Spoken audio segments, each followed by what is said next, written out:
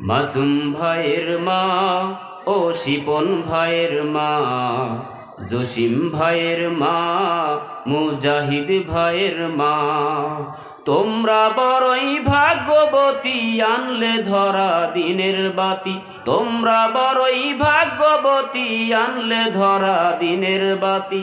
সালাম জানাই তোমায় ফেরেশতা মা, সালাম জানাই তোমায় ফেরেশতা। মালিক ভাইয়ের মা ও কাশেম ভাইয়ের মা, সাব্বির ভাইয়ের মা ও বেলাল ভাইয়ের মা, মাসুম ভাইয়ের মা ও শিপন ভাইয়ের মা, জসিম ভাইয়ের মা, মুজাহিদ ভাইয়ের মা। কেউ হারিয়ে ছেলে, কেউ হারিয়ে ভাই, কেউ হারিয়ে দিনের সাথী নিশ্চয় ধরায়, ঠিক না? কেউ হারিয়ে ছেলে আর কেউ হারিয়ে ভাই, কেউ হারিয়ে দিনের সাথী নিশ্চয় ধরায়। তাদের স্মৃতি এ অন্তরে কেঁদে কেঁদে গুমরে মরে, তাদের স্মৃতি এ অন্তরে কেঁদে কেঁদে গুমরে মরে। বুক ভেঙে যায় কান্না ফুরায় না মা, বুক ভেঙে যায় কান্না ফুরায় না। মালিক ভাইয়ের মা, জসিম ভাইয়ের মা, সাব্বির ভাইয়ের মা ও বেলাল ভাইয়ের মা, কাশেম ভাইয়ের মা ও শিপন ভাইয়ের মা, মাসুম ভাইয়ের মা ও রমজান ভাইয়ের মা। তোমরা বড়ই ভাগ্যবতী, আনলে ধরা দিনের বাতি। তোমরা বড়ই ভাগ্যবতী, আনলে ধরা দিনের বাতি। সালাম জানাই তোমায় ফেরেশতা মা, সালাম জানাই তোমায় ফেরেশতা। আন্দোলনের ডাকে তারা জাগ্রত সপ্রাণ, জীবন দিয়ে রুখেছিল আল কোরআনের মান, ঠিক না? আন্দোলনের ডাকে তারা জাগ্রত সপ্রাণ, জীবন দিয়ে রেখেছিল আল কোরআনের মান। দিনের বিজয় আনতে যারা সদা ছিল পাগল পারা, দিনের বিজয় আনতে যারা সদা ছিল পাগল পারা। আরশ ছায়ায় তাদের ঠিকানা মা, আরশ ছায়ায় তাদের ঠিকানা। মালিক ভাইয়ের মা ও কাশেম ভাইয়ের মা, সাব্বির ভাইয়ের মা ও বেলাল ভাইয়ের মা, মাসুম ভাইয়ের মা ও জসিম ভাইয়ের মা, শিপন ভাইয়ের মা ও রমজান ভাইয়ের মা। তোমরা বড়ই ভাগ্যবতী, আনলে ধরা দিনের জ্যোতি। তোমরা বড়ই ভাগ্যবতী, আনলে ধরা দিনের জ্যোতি। সালাম জানায় তোমায় ফেরেশতা মা, সালাম জানায় তোমায় ফেরেশতা, ঠিক কি না? আল্লাহ পাক রব্বুল আলামিন সকল শহীদ ভাইদের দিনের পথে কবুল করুক, বলো না আমিন। তাহলে এখন একটু আসি, কেন এই আয়াতুল কারিমা আল্লাহ পাক রব্বুল আলামিন নাজিল করলেন? যে যারা দাবি করে যে আমরা ইমানদার অথচ তারা মুমিন না, এদের ব্যাপারে জানার দরকার আছে না নাই? এই আয়াতুল কারিমা নাজিল করা হয়েছে ইসলামের দ্বিতীয় খলিফা, খলিফাতুল মুসলিমিন ওমর রাদিয়াল্লাহু তাআলা আনহু। তিনি এক সময় একটা মজমার ভিতরে, এই যে এখন আমরা আলোচনা করতেছি, এই আলোচনার মাঝে এরকম একটা আলোচনা করতেছেন, কিছু সংখ্যক সাহাবা একরাম তার আলোচনা শ্রবণ করতেছেন। হঠাৎ করে একজন সাহাবাকে তিনি দেখতে পাইলেন একটু অন্যমনস্ক। ডাক দিলেন, এ যুবক, এদিকে। অন্যমনস্ক কেন? সমস্যা কোথায়? যুবক বলতেছে, ভাই ওমর, আমি অন্যমনস্ক হয়েছি এই জন্য, আমি রাস্তায় একটা দুর্ঘটনা জগৎ একটা কিছু রাস্তায় একটা এমন কিছু দেখে এসেছি যার কারণে আমার আলোচনা শ্রবণ মস্তিষ্কে আসতেছে না, আমার বিবেকে বাধা দিচ্ছে। বলে, কি এমন হয়েছে যেই সমস্ত সমস্যা আমি ওমরের কথার থেকেও দামি, আমি ওমরের কথা ভালো লাগতেছে না, রাস্তায় কি এমন জিনিস দেখে এসেছি? যুবক বলতেছে, ভাই আমাদের সাথে একই সাথে চলাফেরা করে, আমরা এক জামাতেই নামাজ পড়ি, রসুল আরবি সাল্লাল্লাহু আলাইহি সাল্লামের ইমামতিতে তার পিছনে ওই ব্যক্তিও নামাজ পড়েন, অথচ তার সাথে ইহুদিদের সাথে বিজাতিদের সাথে বন্ধুস্বরূপ আচরণ করতে দেখে আসলাম। কি স্বরূপ আচরণ? কথা বুঝতেছেন কি? একই জামাতে নামাজ পড়া হয়, অথচ তার সাথে বিজাতিদের সাথে বন্ধুস্বরূপ আচরণ দেখে আসলাম রাস্তায়। আমি দেখেই যে একটু আগে আসলাম। ওমর রাদিয়াল্লাহু তাআলা আনহু বললেন, কোন সেই ব্যক্তি, কি তার নাম, যিনি রসুল আরবি সাল্লাল্লাহু আলাইহি সাল্লামের সাথে এক জামাতে নামাজ পড়ে, আমাদের মতোই আমাদের সাথে চলাফেরা করে, অথচ ইহুদিদের সাথে বন্ধুসুলভ আচরণ করে। এ কথা বলতে না বলতেই তাফসিরে জালালাইনের ভাষায় বোঝা যায়, ওই সাহাবা হাত দিয়ে দেখিয়ে দিলেন, ওই যে সেই ব্যক্তি, ওই যে সেই ভাই যারে আমি রাস্তায় প্রতিমধ্যে ইহুদিদের সাথে বন্ধুসুলভ আচরণ করতে দেখে আসলাম। ওমর রাদিয়াল্লাহু তাআলা আনহু আশ্চর্য হয়ে গেলেন, কিরে ভাই, তুমি তো আমাদের সাথে এক জামাতে নামাজ পড়ো, একই সাথে চলাফেরা করি, একসাথে যুদ্ধের ময়দানে যাই, তোমার সাথে ইহুদিদের সাথে কেন বন্ধুসুলভ আচরণ, ঘটনা কি একটু বলো। ওই সাহাবা বলতেছেন, ভাই ওমর ইহুদিদের সাথে বন্ধুসুলভ আচরণ করে। বর্তমান জামানায় গোয়েন্দা চেনেন তো? গোয়েন্দা চেনেন? ইহুদিদের সাথে বন্ধুসুলভ আচরণ করার পিছনে কারণ হলো ইহুদিরা মুসলমানের উপরে কোনভাবে আক্রমণ করবে, কিভাবে তারা আমাদের যুদ্ধের ময়দানে পাকড়াও করবে, এটা তাদের কাছ থেকে জানলাম। মানে কিছু ভালো বলা, ভুল বলা কিছু কথা বলিয়ে বলিয়ে তাদের কাছ থেকে আমি এই তথ্যগুলো জেনে আসলাম, মানে গোয়েন্দার কাজ করলাম। ওমর রাদিয়াল্লাহু তাআলা আনহু চিন্তায় পড়ে গেলেন,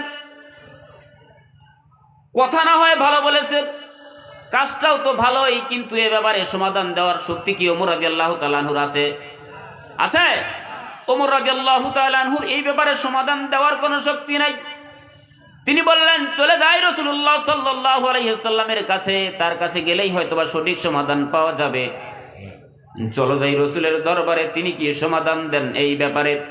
রসুল আরবি সাল্লাল্লাহু আলাইহি ওয়াসাল্লামের কাছে যাওয়া হলো, জিজ্ঞাসা করা হলো, ইয়া রাসূলুল্লাহ, ইয়া হাবিবাল্লাহ, ঘটনাস্থলে এই ঘটেছে, এই পর্যন্ত এসেছে, আপনার কাছে সমাধান চাই, আপনি একটু সমাধান দিয়ে দেন। রসুল আরবি সাল্লাল্লাহু আলাইহি ওয়াসাল্লাম সমাধান দেবেন, আল্লাহ পাক রব্বুল আলামিন তাদের ব্যাপারে জানিয়ে দিলেন, ওয়া মিনান নাসি মান ইয়াকুলু আমান্না বিল্লাহি ওয়া বিল ইয়াউমিল আখির ওয়া মা হুম বিমুমিনিন। আল্লাহু আকবার। আল্লাহ পাক রব্বুল আলামিন ফেরেশতার মাধ্যমে আয়াতুল কারিমা নাযিল করে দিলেন, আমার হাবিবরে জানাইয়া দাও, ওয়া মিনান নাস, মানুষের মধ্যে এক শ্রেণীর মানুষ আছে, তারা বলবে আমান্না বিল্লাহ, আমরা আল্লাহর প্রতি ঈমান এনেছি, ওয়া বিল ইয়াউমিল আখির, আমরা আখিরাতকে বিশ্বাস করি, ওয়া মা হুম বিমুমিনিন, কখনোই না, তারা কখনো মুমিন হতে পারে না। আল্লাহু আকবার। তাহলে তাদের ব্যাপারে জানার দরকার আছে না নাই? এরা দাবি করে, বর্তমান সমাজের মধ্যে মনে হয় এরকম মানুষ নাই যে যারা ইমানদারদের সাথে মেশে, ইহুদিদের সাথেও মেশে, বিজাতিদের সাথেও মেশে, এরকম মানুষ মনে হয় বর্তমান জামানায় নাই? আছে। পূজার মণ্ডপে গেলে দেখা যায় মুসলমানের সন্তানের ভিড়, কথা কন ঠিক কিনা? এখন এই কোরআনুল হাকিম এই দিকে যদি তাকানো হয়, মনে হবে যে আজকেই মাত্র কোরআনুল হাকিমটা নাজিল হলো। এই আয়াতুল কারিমা যদি তেলাওয়াত করে আমি শ্রবণ করে এই অনুবাদটুকু যদি পড়ি, আজকেও দেখবেন বাংলাদেশের বিভিন্ন প্রান্তে এই 21শে ফেব্রুয়ারি ভাষা দিবস উপলক্ষে রাত্রিভর যুবক যুবতীদের আড্ডা, নাচ গান হয় কি হয় না? এদের সাথে একটু এই আয়াতুল কারিমাটা মিলান। শুক্রবারের দিন মসজিদে যাবেন, দেখবেন সামনের কাতারে, আজকে যায় দেখবেন গানের মঞ্চে আলহামদুলিল্লাহ সুম্মা আলহামদুলিল্লাহ, সভাপতি সাহেবকে দেখে খুব ভালো লাগলো, মুখে দাড়ি, পরনে পাঞ্জাবি, মাথায় টুপি, কিন্তু পৃথিবী নয় বাংলাদেশে ঘুরে ঘুরেও দেখতে পারবেন বিভিন্ন জেলায় গিয়ে যখন মাহফিল করি, কিছু কিছু সভাপতির দিকে তাকালে মনে হয় মাহফিলের পোস্টার পাওয়ার পরে এসে মাহফিলের দাওয়াত পাওয়ার পর থেকে ক্লিন শেভ করে, এরকম সভাপতি আছে না নাই? আলহামদুলিল্লাহ বলেন। আলহামদুলিল্লাহ।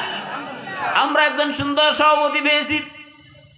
গানের মঞ্চে গিয়ে সে প্রধান অতিথি, অনেক মানুষ আছে মাহফিলে এসেও সভাপতি, এরকম অবস্থান আছে না নাই? তাদের সাথে একটু আয়াতুল কারিমাটা মিলান। আল্লাহ জানাইলেন, ওয়া মিনান নাস মান ইয়াকুল, মানুষের মধ্যে এক শ্রেণীর মানুষ আছে যারা বলে আমান্না বিল্লাহ, আমরা ঈমান এনেছি আল্লাহর প্রতি, ওমা হুম বিমুমিনিন, তারা দাবি করতে পারে যে তারা মুমিন। আল্লাহ বলতেছে কখনোই তারা মুমিন হতে পারে নাই।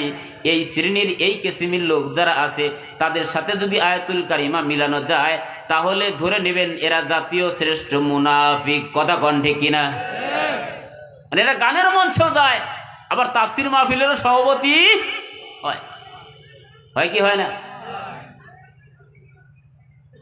তাহলে একটু খেয়াল করেন এদের ব্যাপারে কোরআনুল হাকিমের ওই সূরা বাকারার 14 নম্বর আয়াতে আল্লাহ পাক রব্বুল আলামিন জানিয়ে দিলেন, সুন্দর করে জানাচ্ছেন, বিসমিল্লাহির রহমানির রহিম, ওয়া ইযা লাকুল্লাযীনা আমানু ক্বালু আমান্না ওয়া ইযা খালাউ ইলা শায়াতিনহিম ক্বালু ইন্না মাআকুম ইন্নামা নাহনু মুস্তাহজিউন। আল্লাহু আকবার।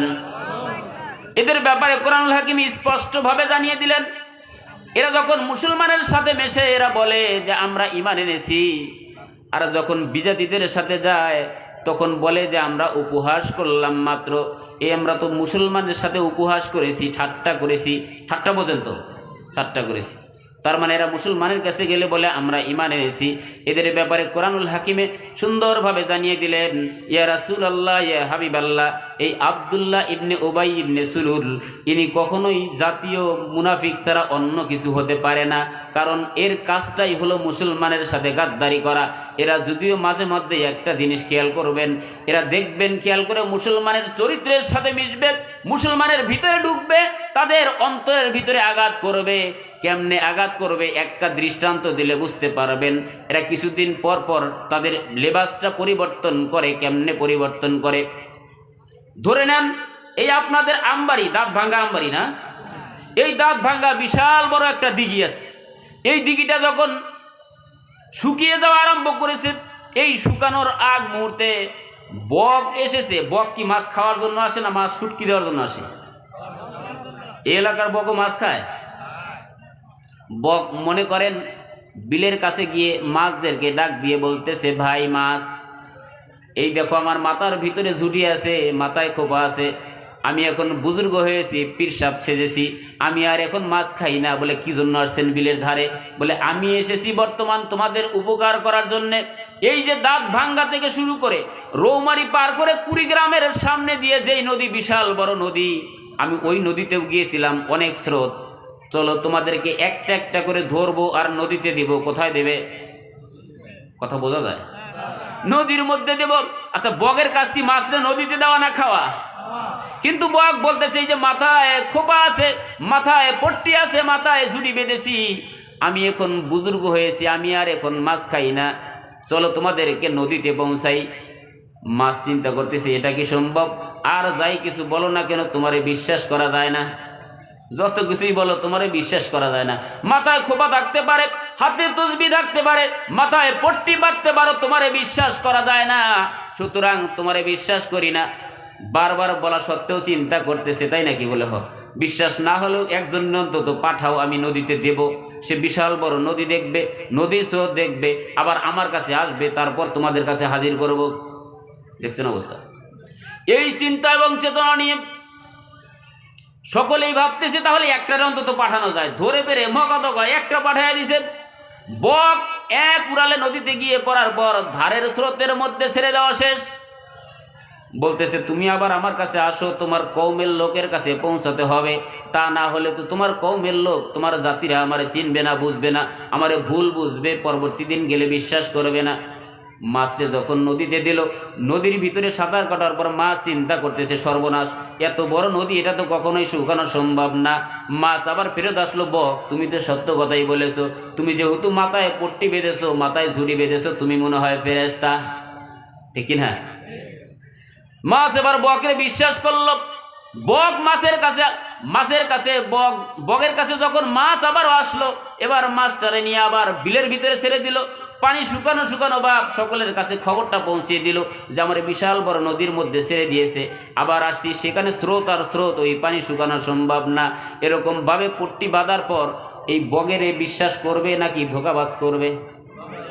বিশ্বাস করবে। কারণ কি, বিশাল বড় নদীতে ছেড়ে দিয়েছে, আবার নিয়ে এসেছে, এবার বলতেছে এবার ভাই আমারে আগে নাও, ও বলতেছে আমারে আগে নাও, ওই বলতেছে আমারে আগে নাও। বক একটা করে ধরে বিলের এপাশে আসে, পেটের ভিতরে ভরে, বাচ্চারে খাওয়ায়, আত্মীয় স্বজনরে খাওয়ায়, পাড়া প্রতিবেশীরে দেয়, নিজের আত্মীয় স্বজন সহ নিজে সুখে বিলাসে জীবন কাটানো শুরু করে দেয়। এবার বিলের কাছে যায়, আর একটা ধরে, রাত্রি পোহানোর মতো, মানে রাত্রি হবে হবে বাপ। এবার বলতেছে ভাই আজকে নেব না তোমাদেরকে, আবারও কালকে নেব। কথা কন্ডি কিনা? এরকম চরিত্রের শুধু বক নয়, এটা একটা দৃষ্টান্ত স্বরূপ বললাম, কোরআনও নয়, হাদিসও নয়, বর্তমান বাংলার জমিনে এরকম গাদ্দার মার্কা লোক আছে না নাই? এরা দেখবেন 5 বছর পর পর, এখন খেয়াল করে দেখবেন গাছে গাছে লোক উঠেছে, হাত নাড়াবে আর বলবে, পাঞ্জাবি পরবে, টুপি পরবে আর বলবে ভাই এই 5টা বছর আমারে দাও, খুব সুন্দরভাবে আপনাদের পরিষদটা চালাবো, খুব সুন্দরভাবে এই সংসদ আসনটা চালাবো। 5 বছর খাবে, নিজে লুটে পুটে খাবে, নিজের পেটটা ভরবে, তারপরে দেখবেন এরা জাতির সাথে বেইমানি করে 5 বছর পর আবারও পাঞ্জাবি আর টুপি পরবে। এরকম কিসিমের লোক বাংলাদেশে আছে না নাই? আপনাদের এলাকার চেয়ারম্যানরা আলহামদুলিল্লাহ বলেন, আলহামদুলিল্লাহ। এই এলাকার চেয়ারম্যান মেম্বারগুলো হয়তো বা ভালো, এই আব্দুল্লাহ ইবনে উবাইয়ের উত্তরসূরি এই এলাকায় না থাকতে পারে, আমার এলাকা দিয়েও আছে, বিভিন্ন এলাকায় যাই, ওই এলাকার মানুষগুলো বলে আমাদের এলাকা দিয়েও ওই লোকগুলো আছে না নাই? এরা 5 বছর পর পর মূলত তাদের লেবাস পাল্টায়, এরা মাথার খোপা পাল্টায়, হাতের তসবিগুলো পাল্টায়, যায় নামাজ হাতে নিয়ে সেলফি ছাড়ে যে আমাদের নেতা এখন বুজুর্গ হয়েছে। কিন্তু আল্লাহ বললেন অমিনান নাসি মাইয়াকুল আমান্না বিল্লাহ ওয়া বিল ইয়াউমিল আখির ওয়া মা হুম বিমুমিনিন। মানুষের মধ্যে এক শ্রেণীর মানুষ আছে, এরা বলে যে আমরা ঈমান এনেছি আল্লাহর প্রতি। আল্লাহ বলতেছেন ওয়া মা হুম বিমুমিনিন, কখনোই না, তারা কখনো মুমিন হতে পারে নাই। বলেন আল্লাহু আকবার। খোলা আকাশের নিচে এত সুন্দর ব্যবস্থাপনা হয় না, গানের মঞ্চেও মানুষ দিয়ে ভরে যায়। এরাও কিন্তু দেখবেন ওই যে আব্দুল্লাহ ইবনে উবাই ইবনে সুলুল মুহাম্মদ রাসূলুল্লাহ সাল্লাল্লাহু আলাইহি সাল্লামের কাছে কিন্তু ভালো কথাটাই বলছিলেন যে আমি এত ভালো হয়েছি, তাদের তথ্যগুলো আপনাদেরকে দেই। এই আব্দুল্লাহ ইবনে উবাই ইবনে সুলুল এর কাজটা ছিল শুধু ইহুদিদের সাথে বন্ধুর মতো আচরণ করেছে। আজকে আমরা বন্ধুর মতো আচরণ তো দূরের কথা, ইহুদির বাড়িতে বসে খাই, তাদের পরনের জিনিস, তাদের দেওয়া জিনিস পরি, তাদের সব কিছুই করি কি করি না? তাহলে এদের চরিত্র যদি, এদের অবস্থানটা যদি এরকম অবস্থা হয়ে যায়, ইহুদিদের সাথে একটু ভালো আচরণ করা, বন্ধুসুলভ আচরণ করার দায়ে যদি কোরআনুল হাকিমে তাদের ব্যাপারে কঠোরতা আসে, আজকেও দুনিয়ার জমিনে যারা এরকম আছে, করোনার সময় আসলে দেখা যায় মানুষের কাছে রিলিফ দিবে যেমন তেমন, নিজের ড্রয়ার ভরা শেষ। এই এলাকায় মনে হয় হয়নি এরকম। বন্যার সময় আসে, মাল যদি আসে 1 টন, হাফ টন না 1/4 বিলীন করে, তারপরে সবগুলাই নিজের পেট ভরে। এরকম লোক আছে না নেই? আছে, অনেক আছে। উপর থেকে মসজিদের টাকাও খায়, মসজিদের নামে বাজেট পাস হয়, এই টাকা তুলতেও নাকি 50,000 টাকা খরচ হয়। 1 লাখ টাকার বাজেট পাস করতে 50,000 টাকা খরচ। এরকম অবস্থান এই এলাকা হয় না? হয়।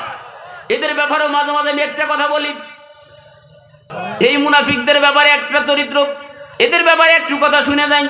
এদের ব্যাপারে একটা সুন্দর গান লেখা হয়েছে। তাদের ব্যাপারটা হলো এরকম, মুরব্বীরা হয়তো গানের সুরটা বুঝবে, কিন্তু গানের ভাষাগুলো কি একটু শোনেন। এদের ব্যাপারে বলা হলো, গ্রামের চেয়ারম্যান পালিয়ে বেড়াচ্ছ কেন, গ্রামের চেয়ারম্যান পালিয়ে বেড়াচ্ছ কেন, শুনেছি দুদুকের খাতায় তোমার নাম, হায়রে শুনেছি দুদুকের খাতায় তোমার নাম। আগে কি সুদ ঘুষ মাল কামাইতাও তুমি, আগে কি সুদ ঘুষ মাল কামাইতাও, ঠিক না? মুরব্বী করতেছে, ও চেয়ারম্যান সাহেব পলায় বেড়ান কে? 5 বছর তো ঠিকই ক্ষমতায় ছিলাম, এখন তোমারে কেন পিটানি দেয়, এখন কেন তোমার করে যাওয়া লাগে? আগে কি সুদ ঘুষ মাল খাইতা নাকি 5 বছর কি করতা, এখন কেন তোমার অ্যারেস্ট করে? এখন চেয়ারম্যানের ঘেটে বলতেছে, মুরব্বী গ্রামের চেয়ারম্যান পালিয়ে বেড়াচ্ছ কেন, শুনেছি দুদুকের খাতায় তোমার নাম, হায়রে শুনেছি দুদুকের খাতায় তোমার নাম।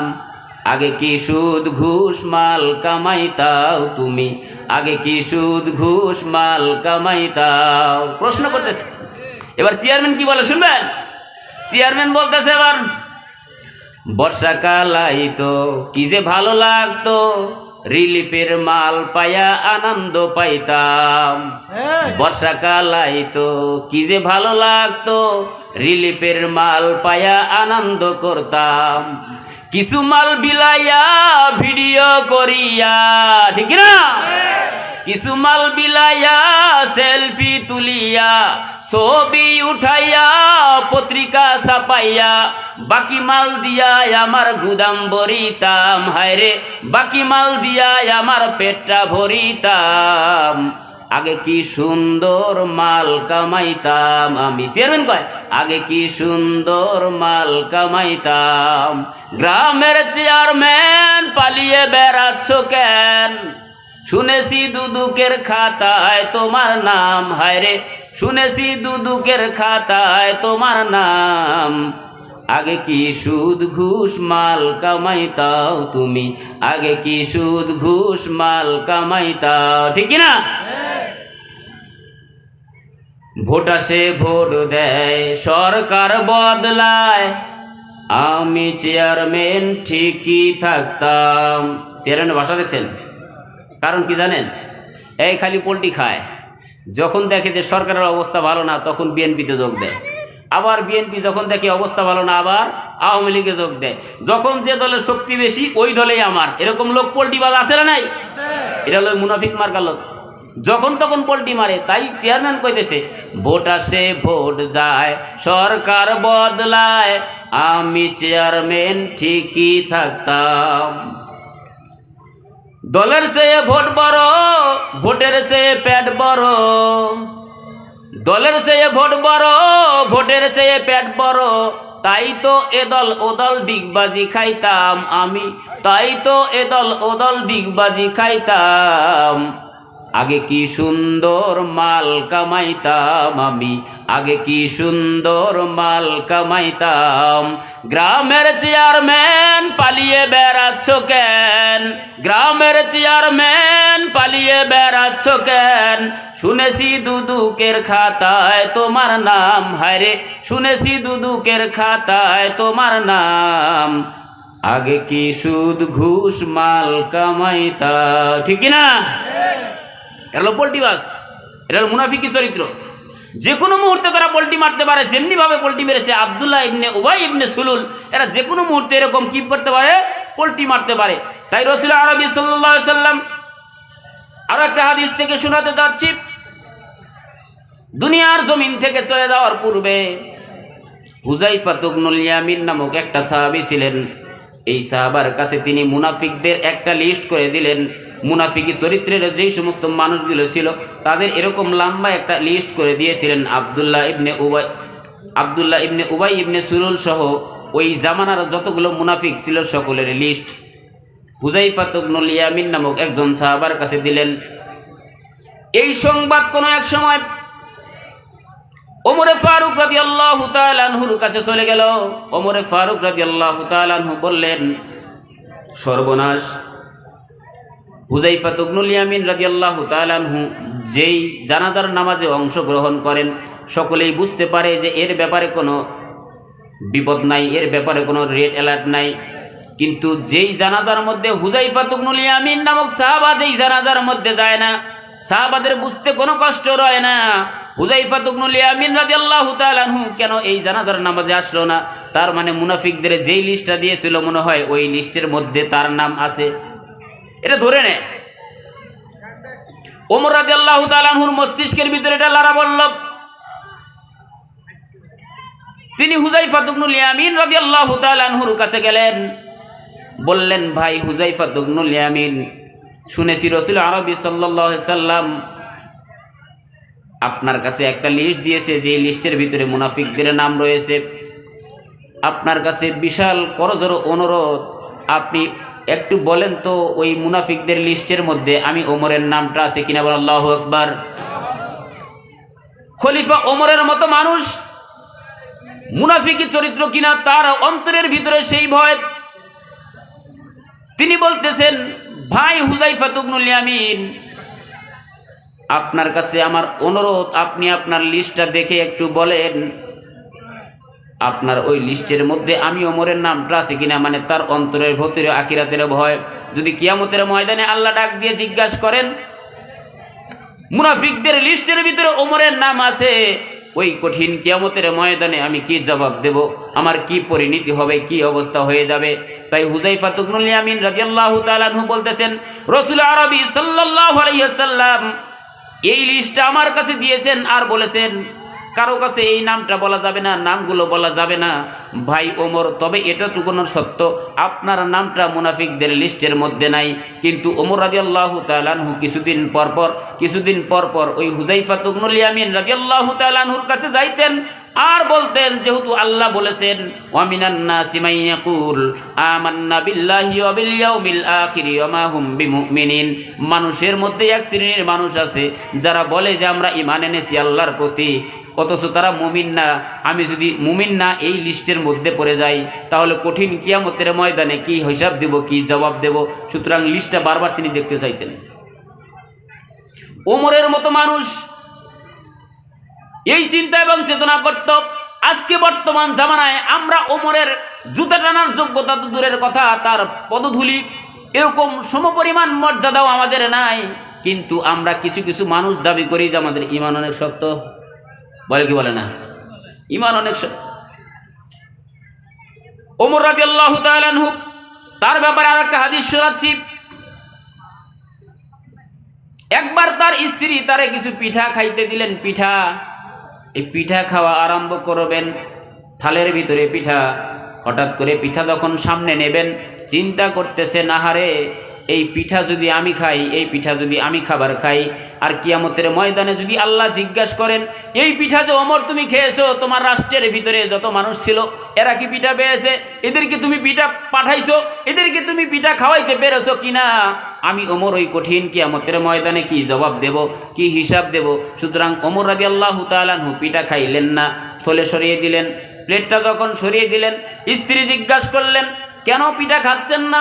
ওমর রাদিয়াল্লাহু তাআলা আনহু জবাব দিচ্ছেন, ও আমার বিবি, পিঠা খাচ্ছি না একটা মাত্র কারণ হলো ওই কঠিন কিয়ামতের ময়দানে আল্লাহ পাক রব্বুল আলামিন যদি জিজ্ঞাসা করেন ওমর তুমি রাষ্ট্র ক্ষমতায় ছিলে, পিঠা খেয়েছো, তোমার রাষ্ট্রে অনেক মানুষ ছিল, তারা তো কখনো পিঠা তো দূরের কথা ঠিকমতো খাবার পায় নাই, আমি আমার রাষ্ট্রের সকলের মানুষের কাছে খাবার পৌঁছে দিতে পেরেছি কিনা জানি না, কিন্তু আমি ওমর যদি পিঠা খাই, কিয়ামতের ময়দানে যদি আমাকে জবাবদিহির কাঠগড়ায় দাঁড় করিয়ে দেন, তাহলে কি একটা অবস্থা হবে, তাই পিঠা খাচ্ছি না। বলে তাহলে সন্তানদেরকে দিয়ে দেই।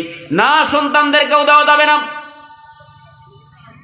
আল্লাহ যদি কঠিন কিয়ামতের ময়দানে জিজ্ঞাসা করে বসে, ওমর তুমি খলিফা ছিলে, তোমার সন্তানেরা পিঠা খেয়েছে, তুমি পিঠা খেয়েছো, তোমার স্ত্রী খেয়েছে, তোমার রাষ্ট্রের ভিতরে, তোমার ওই কওমের ভিতরে অনেক মানুষ না খেয়েছিল, ওই কঠিন কিয়ামতের ময়দানে আমি জবাব দিতে পারবো না, সুতরাং আমি নিজেও পিঠা খাবো না, আমার সন্তানদের কেউ খাওয়াতে দেওয়া যাবে না।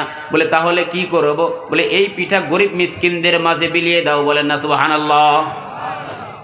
এদের অবস্থাটা দেখছেন? এটা ছিল তাদের ঈমানি চেতনা। এই চেতনা ছিল তাদের ঈমানি চেতনা। তারা নিজেরা খাইতেন না, গরিব দুঃখীদের মাঝে বিলিয়ে দিতেন। আর ওই ওমর রাদিয়াল্লাহু তাআলা আনহু মাঝে মধ্যে হুযায়ফা ইবনুল ইয়ামিন রাদিয়াল্লাহু তাআলা আনহুর কাছে যাইতেন আর বলতেন, ভাই হুযায়ফা ইবনুল ইয়ামিন, তোমার কাছে মুনাফিকদের যেই লিস্টটা দেওয়া হয়েছিল সত্য করে বলো তো সেখানে আমি ওমরের নামটা আছে কিনা। আল্লাহু আকবার। একটা জিনিস খেয়াল করবেন, রাষ্ট্রীয় সম্পদ যারা ভোগ করে, অন্যের সম্পদ যারা লুটেপুটে খায়, এদের ব্যাপারে আল্লাহ পাক রব্বুল আলামিন স্পষ্টভাবেই জানিয়ে দিয়েছেন, হকুল্লাহ একটা, হকুল ইবাদ একটা হলো বান্দার হক, দ্বিতীয়টা হলো আল্লাহর হক। আল্লাহর হক যদি কোনো ব্যক্তি মেরে খায়, একমাত্র শুধুমাত্র কেবলমাত্র মাফ চাইতে হবে কার কাছে? কার কাছে? আল্লাহর কাছে মাফ চাইতে হবে। কিন্তু যদি কোনো বান্দার হক কেউ মেরে খায়, যতক্ষণ পর্যন্ত বান্দা মাফ না করবেন ততক্ষণ পর্যন্ত মাফ করবেন না যিনি তিনিকে। বান্দার হকগুলো লুটে পুটে খায়। ওমর রাদিয়াল্লাহু তাআলা আনহু চিন্তা করলেন রাষ্ট্রের কথা, কিন্তু এখন আমরা রাষ্ট্রের কথা তো দূরের কথা, পাড়া প্রতিবেশী তার জমিটাও মেরে দেই, জমির আল ছাড়তে ছাড়তে আলের উপর দিয়ে যাওয়া যায় না।